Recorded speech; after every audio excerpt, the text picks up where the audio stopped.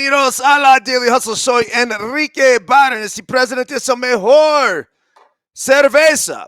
No abate por no filter network. Miguelito San Dieguito not with us today. Will the Thrill Clark not with us today, but he will be with us tomorrow. Regardless, we come on here each and every single morning and we properly salute our boys and, well, each and every one of you. Yes, yes, yes, yes, yes, yes, yes. Woo! Remember this, folks. When we are juiceful, we are useful. And when we are juiceless, we are fucking useless. A very pleasant good morning to you on the second day of December 2024. Our Daily Hustle email that I worked on this morning and just went out reads as follows. Buenos dias. Today is Monday, December 2nd, 2024. I always like putting that in the email. Now, I do not put that in the corresponding Instagram post. It's just a nice way to remind each and every one of us, right? The place is here. The time is now. Without getting caught up in this rat race of life, today is the only day that we have. Today, tomorrow, the next day. Only your todays. So that's why I like to start the email with that. All right. Daily Hustle quote of the day. All I can do is me, whoever that is. Daily Hustle translation. Yesterday was our 17th wedding anniversary, which was spent running in 27-degree weather outside, then on a pickleball court, and followed up with watching my two favorite childhood teams, the Bills and 49ers, go at it on the gridiron amidst a blizzard in Buffalo. Our big, beautiful anniversary dinner consisted of pizza and wings, and I wouldn't have wanted it any other way. I get it. Most women reading this right now are appalled and likely thinking, what an asshole. If it were my 17th anniversary, I would have demanded a slow hike where we hold hands the entire time, followed with a 6-hour couple spa day, and then a 5-course candlelight dinner experience at the highest rated Michelin restaurant within 500 miles. I wouldn't have then, excuse my girl voice is not very good this morning. I then would have liked to finish the night off being read romantic poetry by the fireplace while having my feet rubbed. Understood, sweet tits. That's exactly why the fuck we aren't married. From the moment I met my wife on the field at Jack Murphy Stadium while I was playing for the A's, I have always been unapologetically me. At the time, she was working for the Pod Squad and had the honorable duty of being the backup Friar. Yup, the big, bald old man, Padres mascot, who replaced the legendary San Diego Chicken. I then saw her again later that night at In Cahoots, tearing up the dance floor, and did what any sensible dude would do at that point. I pounded 2 Coors Originals, took a shot of tequila, then went out to the dance floor and pretended to know how to line dance.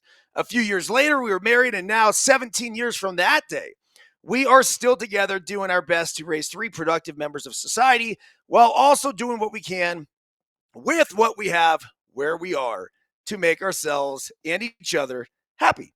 Look, I'm certainly not for everyone. I am often on my own program and have a tendency to disappear on my treadmill in the man cave for hours on end and often get lost in time at a random pickleball court for upwards of 8 hours. That said, family has always been and will always be the most important thing in the world and take top priority at any given moment. I like to think I'm a decent husband and a pretty good father. Just don't ask my kids when I take their phones away, a new favorite pastime of mine. Tara, on the other hand, is most definitely the rock of our relationship and the centerpiece of our family. So just wanted to use today's Daily Hustle to say thank you and celebrate the person who has always let me do me. Whoever that is. P.S.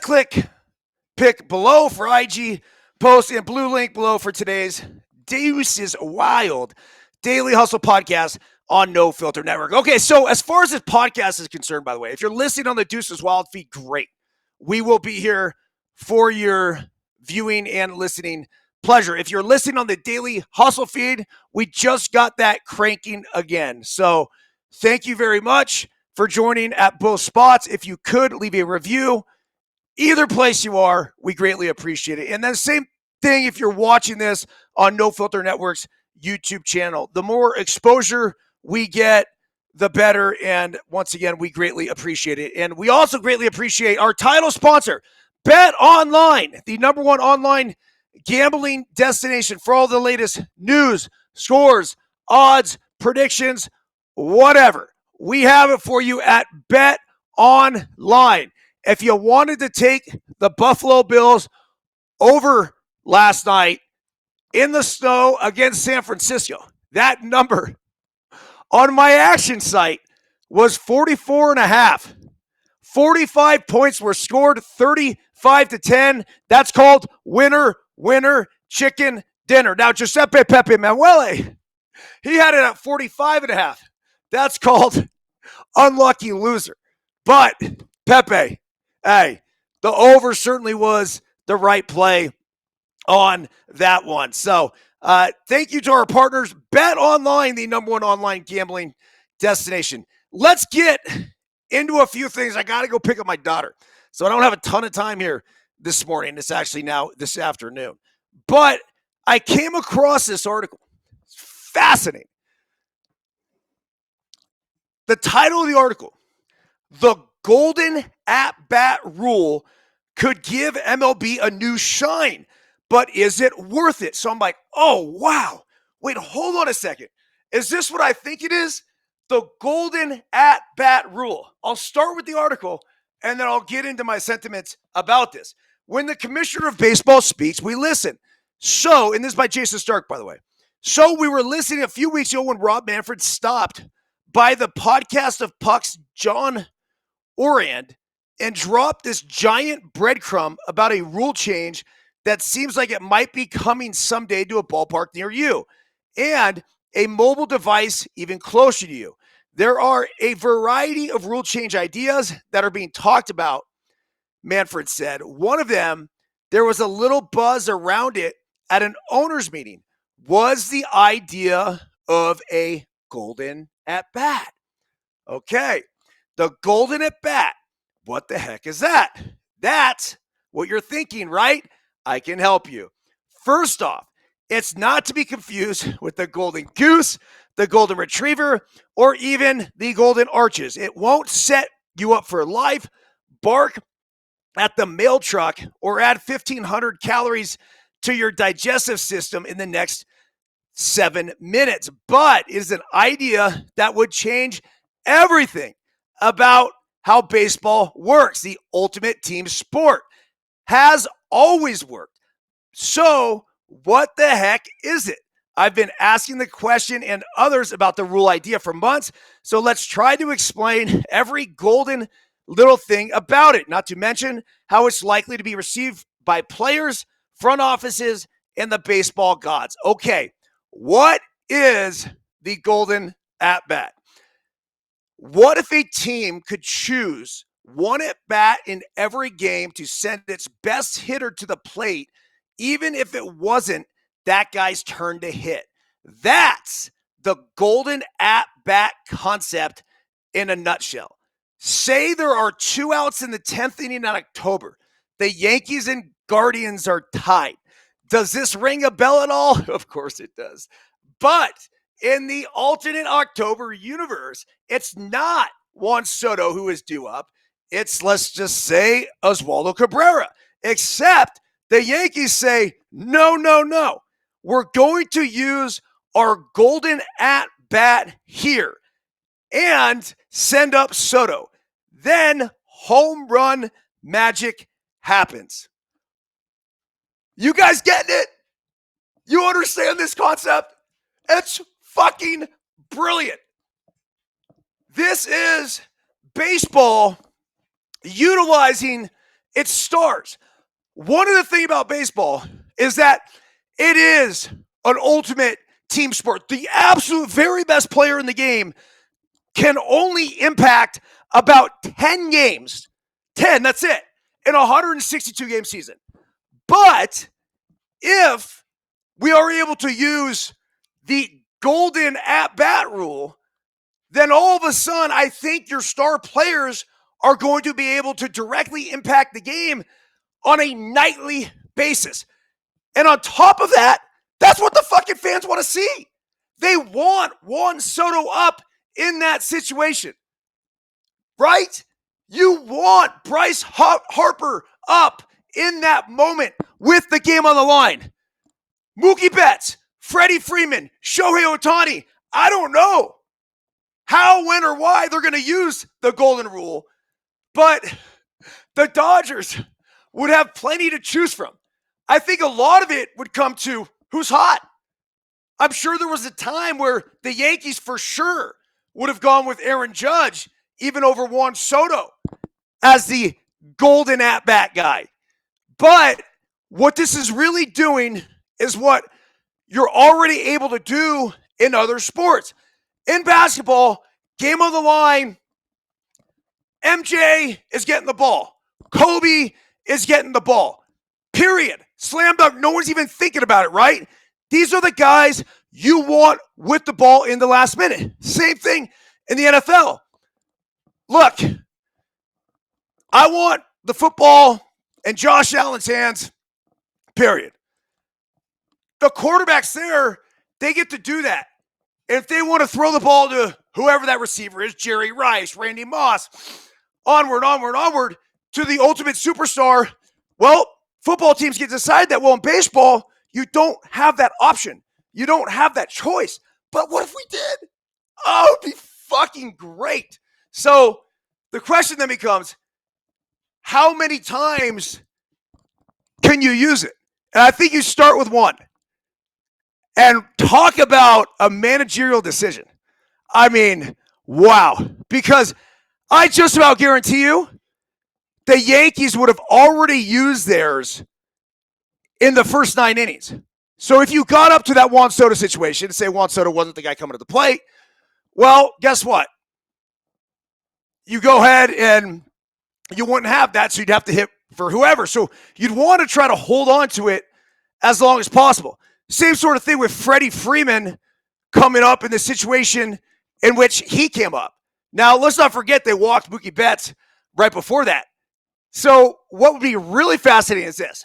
Let's say you have the golden at-bat rule in effect, and you have the lefty pitcher on the mound, and you walk Mookie Betts to get to Freddie Freeman. And then the Dodgers now at that point, with the bases loaded, say, fuck it. They put a pinch runner out on the bases for Mookie Betts. And they bring Mookie Betts back to the batter's box. And then who knows what he does, right? And he ends up hitting for Freddie Freeman. Now, it's very rare, I think, you do that. But these are all questions that come into consideration.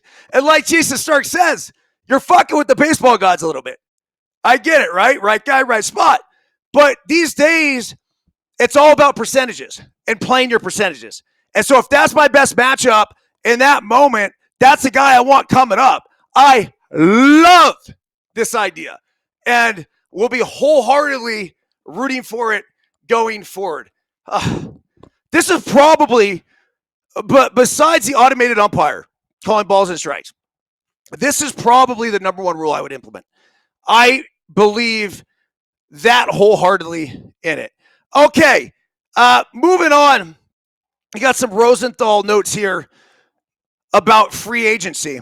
I'll get into it tomorrow night a little bit more with Will and all the updates and everything surrounding not only the free agents, but the Giants and where they are with everything. But he's talking about the Juan Soto effect, and the dominoes are going to fall after that. So what happens with Santander, what happens with Teoscar Hernandez in the outfield market, all of that is going to be determined by what happens with Juan Soto, and we have no idea. As far as the infield market is concerned, look, you got Adames who is number 6 on the Athletics big board as free agents. Bregman's at number 7. So that's going to be an interesting one, too. Just paying attention to who signs where and who signs first.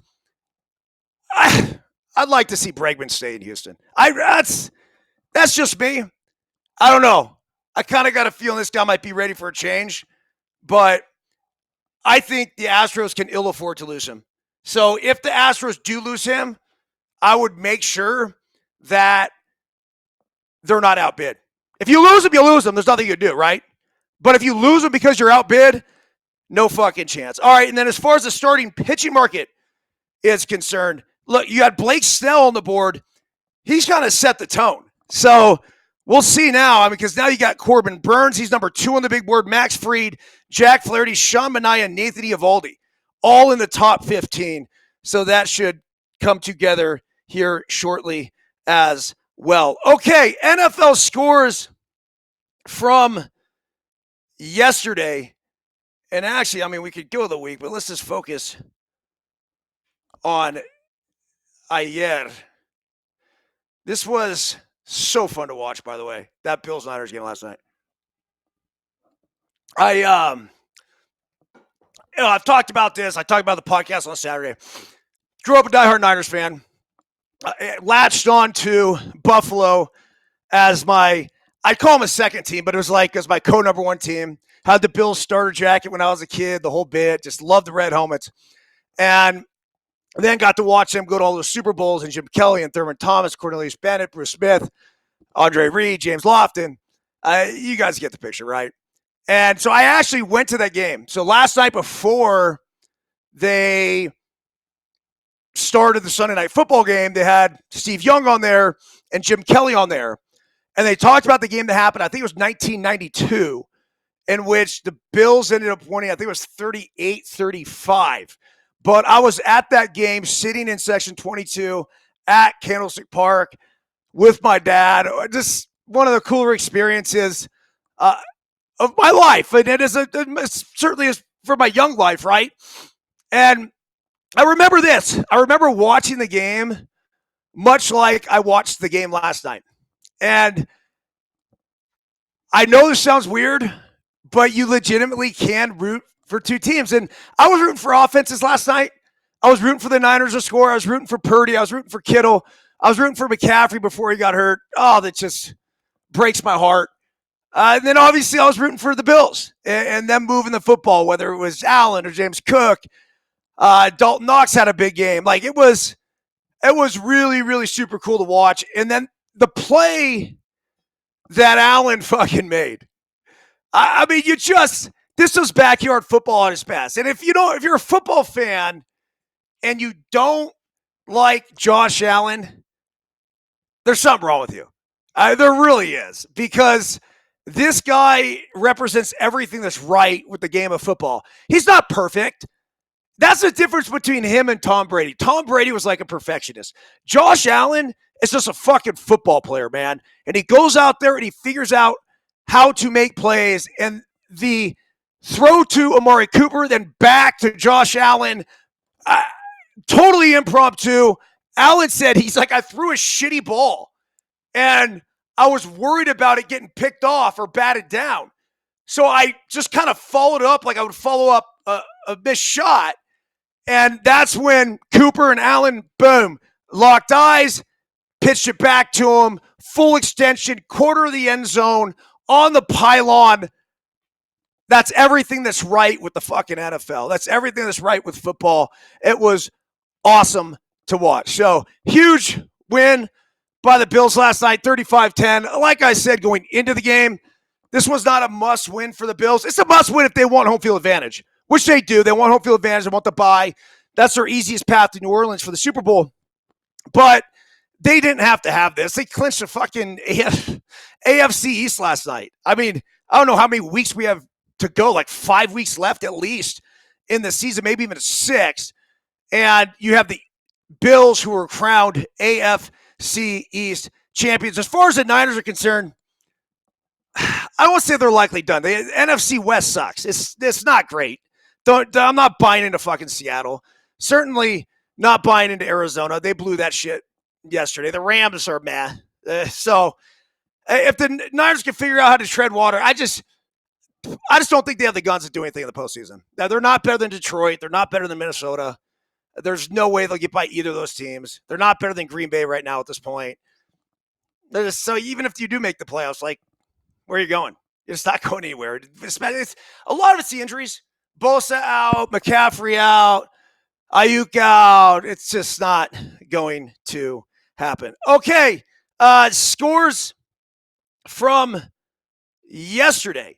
You had Chargers 17-13 over the Falcons. Give Jim Harbaugh some love. He's got the Chargers playing really, really well. They lost to the Ravens and Big Brother John the week before, but they go in there, they cover the +1 spread, the under 47.5 hits. The Steelers, 44-38 over the Bengals in a shootout. The Steelers are the real deal.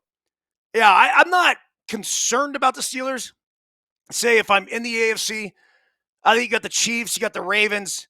But, yeah, I mean, there's definitely a formidable opponent, as are the Texans, who are now 8-5 with a 23-20 win over the Jags. But I don't know if the Texans are doing anything to make me think that this is a team that could end up playing in the Super Bowl. Vikings 23-22 over the Cardinals.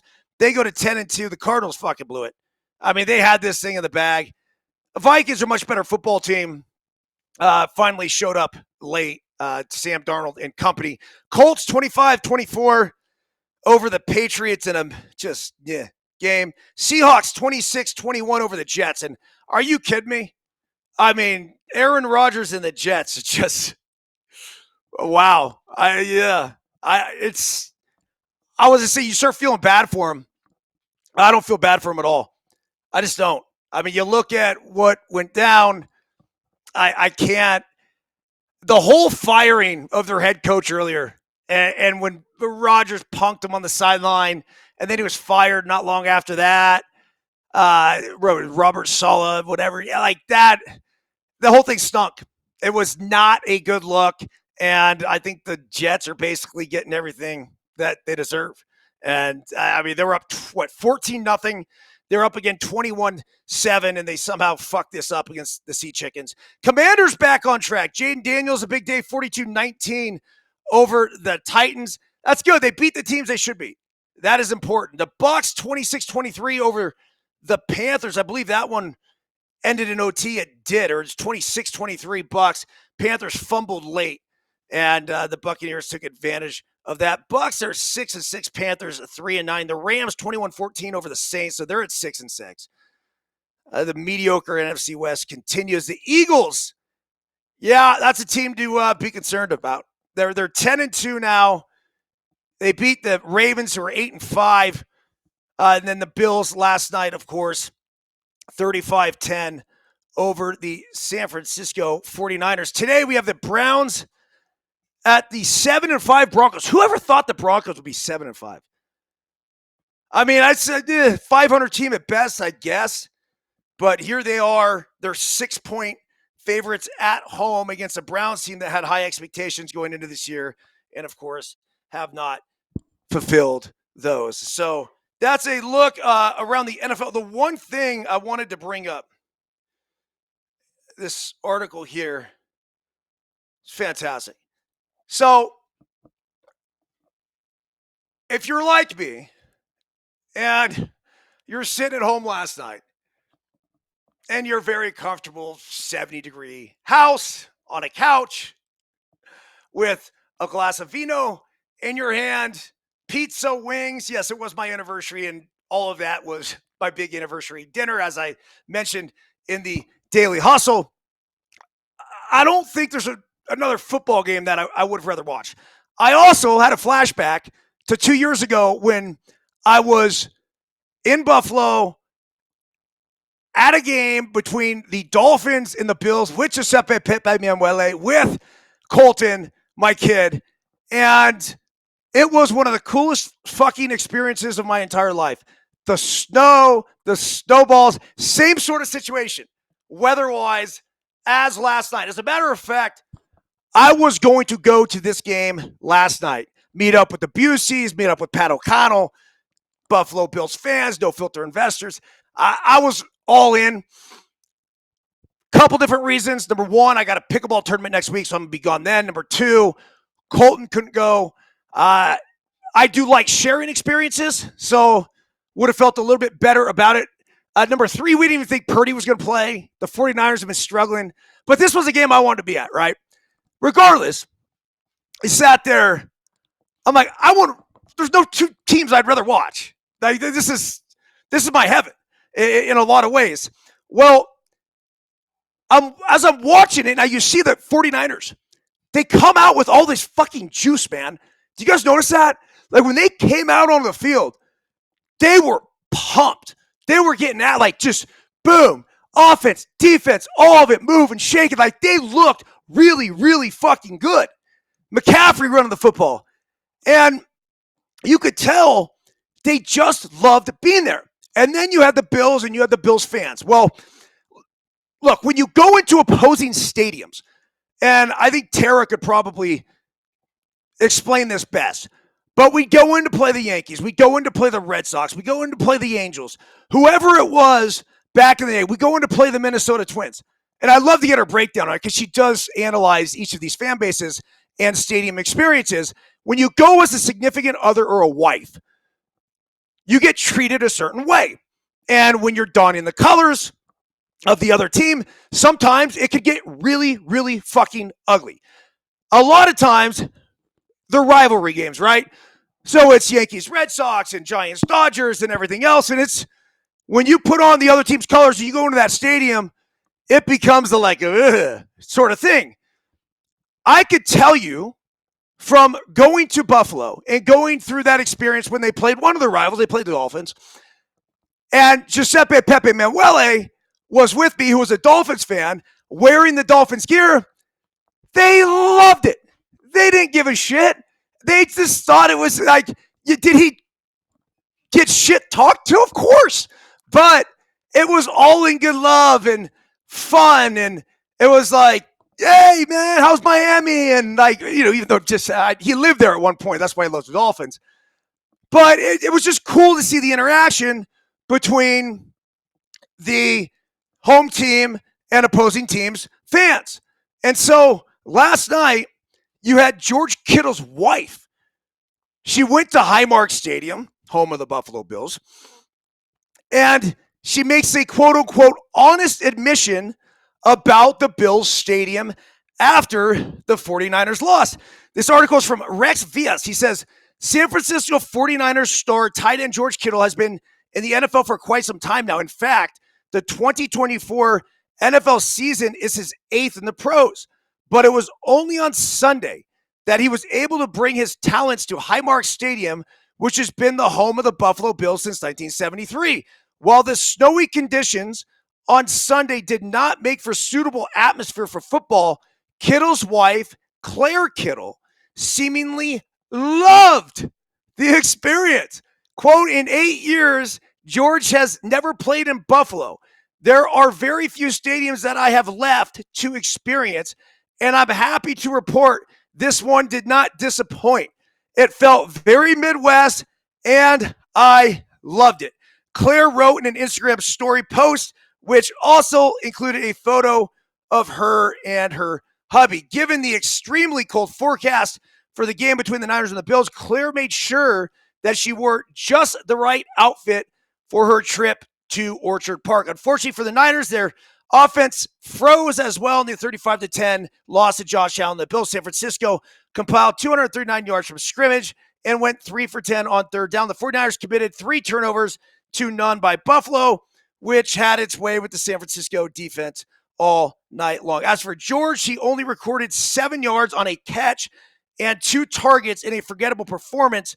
He can only hope to bounce back from when the 49ers host the Chicago Bears at Levi Stadium in Santa Clara in Week 14.